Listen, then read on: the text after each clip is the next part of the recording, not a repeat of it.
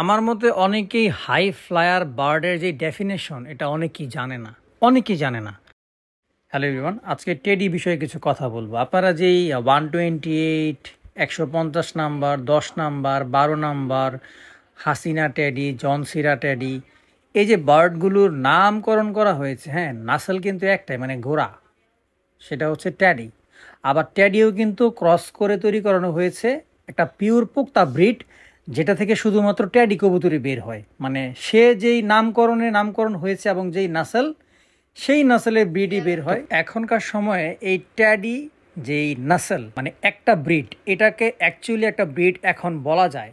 তবে এটাও এক সময়কার শাখা ছিল, যেটা বর্তমান সময়ে গাছের গোড়া হয়ে দাঁড়িয়েছে এই ট্যাডি। আর আমরা যে গোল্ডেন মানে কথা বলে থাকি, এই গোল্ডেনটা আসছে কিভাবে? এই গোল্ডেন অ্যাকচুয়ালি রামপুরি থেকে আসছে। ইন্ডিয়ায় অবস্থানরত উস্তাদ মমতাজ গানি, আপনারা ওনার নামটা লিখে সার্চ করবেন, দেখতে পারবেন অ্যাকচুয়ালি এই গোল্ডেনের যে জনক, গোল্ডেন কবুতরের, তার চেহারা, এবং সে এখনও জীবিত আছে। আল্লাহ তার হায়াত দারাজ করুক, আরও আমি দোয়া করি। তো ইন্ডিয়ার এই মমতাজ গানি, ওনার কাছে পিওর আসল বাঙ্কেওয়ালে কবুতর, বাঙ্কে যেটা আসল গোড়া, মানে সেই কবুতর জগতের একেবারে গোড়া ধরা যায়, এবং রামপুরি। আর এই গোল্ডেনের নির্মাতা, মানে গোল্ডেনের উৎপত্তি এই রামপুরি কবুতর থেকে আসছে। আর রামপুরি কবুতরের কয়েকটা কালার আছে। কবুতর তো একটাই, নাম তো একটাই, নাসল একটা নাম থাকে, আর সেটা থেকে ক্রস করিয়ে বিভিন্ন নামকরণ করা হয়ে থাকে। মানে বিষয়টা কিন্তু দুই রকম, কখনো এক সাথে মিলানো যাবে না। এবং একটা কবুতর বাজের এই বিষয়টা ভালো করে জ্ঞান নিতে হলে তার একটা ফ্যান্সিয়ারের কাছে যেতে হবে। এটা 100% রাইট কথা। কারণ একটা ফ্যান্সিয়ার জানে একটা গোড়া থেকে কিভাবে শাখা প্রশাখা বের করতে হয়। কথাটা বললে অনেকে বলবেন যে ভাই, আপনি ফ্যান্সিয়ারের সাথে হাই ফ্লায়ারের সম্পর্ক কি দেখেন? 1000% সম্পর্ক রয়েছে।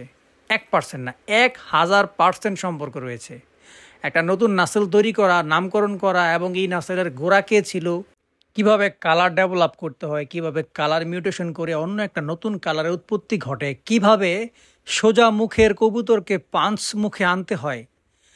আপনারা যদি কেউ এই বিষয়ে স্টাডি করেন, এই কবুতর বিষয়ে, মানে আপনারা কোনো ফ্যান্সিয়ারের সাথে যোগাযোগ করেন, হয়তোবা কেউ মাথা ঘুরে পড়ে যাবেন যে আমরা কোথায় আছি এবং তারা কোথায় চলাফেরা করছে, তারা কি ধরনের মাইন্ড সেট আপ রাখে। আচ্ছা, মূল কথায় আসি। কোথায় ছিলাম? গোল্ডেন কবুতর, ট্যাডি কবুতর, এগুলো কোনো না কোনোভাবে ক্রস করিয়ে একটা পারফেক্ট ব্রিড তৈরি করা হয়েছে, এবং যেই ব্রিডটা থেকে সেই এক জাতের কবুতরই বের হয়, আর কোনো কবুতর বের হয় না। মানে এমন রেকর্ডে পাওয়া গিয়েছে, হিস্ট্রি নাই আর। এখন যে যার কাছে নিয়ে কবুতর তার মতো ডেভেলপ করে তার নাম দিয়ে বানিয়ে দেয়। যেমন মিয়ানাজির টেডি বলে অনেকে, মিয়ানাজির সালারা বলে, কারণ মিয়ানাজির সাপের ঘরের কবুতর সে তার মতো করে মডিফাই করেছে, ডেভেলপ করেছে, পারবাজি এনেছে, বুদ্ধিমত্তা জাগিয়েছে, তার মতো সে কাজ করেছে। সে কিন্তু ওয়ান কাইন্ড অফ ফ্যান্সিয়ার। কারণ ফ্যান্সিয়ারের মানে সংজ্ঞা কি সেটাও বুঝতে হবে। ফ্যান্সিয়ার বলতে খালি শুধুমাত্র যে ফ্যান্সি কবুতর মানে কাজ করে ডেভেলপ করে, এই বিষয়টা এরকম নাও হইতে পারে। আমরা যে কবুতর জগতে কতটা অজানা, এইসব বিষয় যে কতটা গভীর। আমার মতে অনেকেই হাই ফ্লায়ার বার্ডের যে ডেফিনেশন এটা অনেকেই জানে না। হাই ফ্লায়ার বার্ড আর লো ফ্লায়ার বার্ডের মধ্যে জমিন আর আসমান ফারাক আছে। এটা সৃষ্টিকর্তা, মানে আমার রব্বুল আলামিন, সেইভাবেই তাদেরকে তৈরি করেছে। লো ফ্লায়ার বার্ড যেগুলো থাকে, সে তার যেই সক্ষমতা আছে ওই অনুযায়ী অতটুকু উপর দিয়ে ফ্লাই করে। যদি সেটা থেকে সে ক্রস করে, তার ব্রেইনে হয় রক্তক্ষরণ হবে, অথবা তার অক্সিজেনের অভাব হবে, সে সেখান থেকে স্ট্রোক করে মারা যাবে, অথবা সে তার দিশা হারিয়ে অন্য কোথাও হারিয়ে যাবে, মানে যদি ফ্লাই করানো হয়। এবং হাই ফ্লায়ার যেটা, তার মস্তিষ্ক এবং তার গঠন রব্বুল আলামিন এমনভাবেই গঠন চারিত্রিক বৈশিষ্ট্য দিয়ে দিয়েছে তার, সে যদি একদম সর্বোচ্চ উঁচায়ও যায়, মানে তার যেই সর্বোচ্চ চূড়া যেটা থাকে, সেখানে গেলেও হয় তার অক্সিজেনের অভাব হবে না, অথবা তার শ্বাসনালী যেই কাজতন্ত্র, গঠনতন্ত্র, সেখানে তার শ্বাস নিতে সমস্যা হবে না, কারণ তারে তৈরি করা হয়েছে ওইভাবে।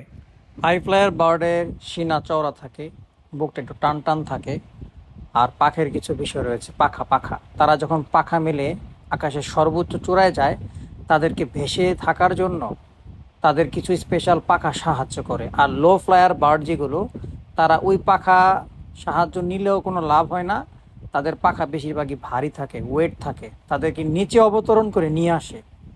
আর হাই ফ্লায়ার বার্ডগুলো সর্বোচ্চ উঁচায় চলে যায় এবং যত উপরে যায় তত কিন্তু অক্সিজেনের অভাব হতে থাকে, এবং সেইটা তারা ওই রকম একটা ব্যাকআপ রেখে এতটুকু উপরে যায়, তারা যেন শ্বাস নিতে পারে, তাদের মস্তিষ্ক যেন ঠিক থাকে। অনেক সময় অনেক কবুতরের মস্তিষ্ক ঠিক থাকে না, তারা বেশিরভাগ কেটে যায়, হারিয়ে যায়। এটাই হচ্ছে মূল কারণ। যখন কোনো কবুতর অনেক বেশি হাইট নিয়ে নেয় তখন তার অক্সিজেনের অভাব হয়, আর তার ব্রেইনে এক ধরনের উলটপালট প্রক্রিয়া শুরু হয়ে যায়, যার কারণে সে তার বাড়িটা আর চিনতে পারে না, সে অন্য কোথাও ছুটে যায় এবং নিচের দিকে অবতরণ করে আস্তে আস্তে। তো হাই ফ্লায়ার আর লো ফ্লায়ারের ডেফিনেশন হয়তো বা আমি ওইভাবে বোঝাতে পারিনি, তবে আংশিক যতটুকু বোঝাতে পেরেছি আশা করি আপনাদের কাজে আসবে। হাই ফ্লায়ার আর লো ফ্লায়ারের বিশাল একটা ডেফিনেশন আছে, আমি শর্টকাট দিয়ে দিলাম।